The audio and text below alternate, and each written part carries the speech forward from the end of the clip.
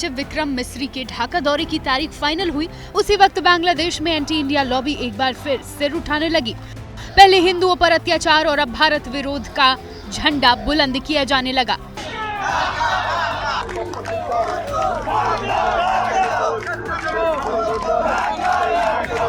खालिदा जिया की पार्टी के कार्यकर्ता सड़क पर उतरे, ढाका में भारतीय दूतावास का घेराव करने की योजना बनाई। एंटी इंडिया लॉबी ने लॉन्ग मार्च निकाला, भारतीय प्रोडक्ट के बहिष्कार का आह्वान किया और एक बार फिर भारत विरोधी बयानबाजी की गई। भारत हर कदम पर बांग्लादेश को नुकसान पहुंचा सकता है। अगर भारत चटगांव मांगता है तो हम बंगाल, बिहार और ओडिशा वापस ले लेंगे। खालिदा की पार्टी के नेता का बयान जैसे ही वायरल हुआ, भारत में इसी टोन पर जवाब दिया गया। दिल्ली के पास नोएडा, गाजियाबाद समेत दूसरे शहरों में बांग्लादेश में हिंदुओं पर अत्याचार का मुद्दा उठा, तो वहीं लखनऊ से लेकर कोलकाता तक भी बांग्लादेश में अल्पसंख्यकों की सुरक्षा को लेकर मार्च निकाला गया। हिंदुओं के सपोर्ट में रैली हुई, धरना दिया गया।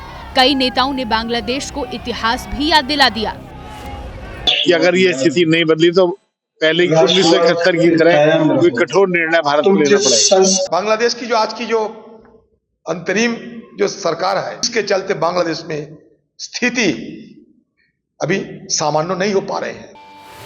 बांग्लादेश के हालात पर सरकार की भी नजर है। हाई लेवल टॉक्स और मीटिंग हो चुकी है। बॉर्डर को लेकर भी सिचुएशन रिव्यू की गई है। वैसे जिस दौरान भारत में बीएसएफ के 60वें स्थापना दिवस की परेड हो रही थी, उसी वक्त बांग्लादेश ने कहा कि अब विदेशी नागरिकों को वहां रहने के लिए जरूरी परमिट लेना होगा।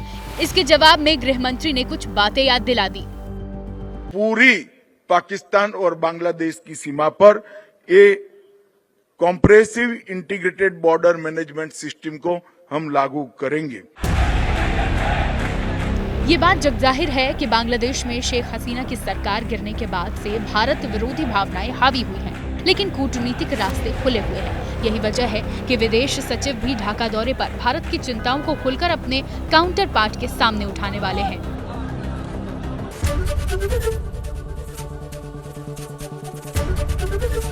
एबीपी गंगा, खबर आपकी, जुबान आपकी।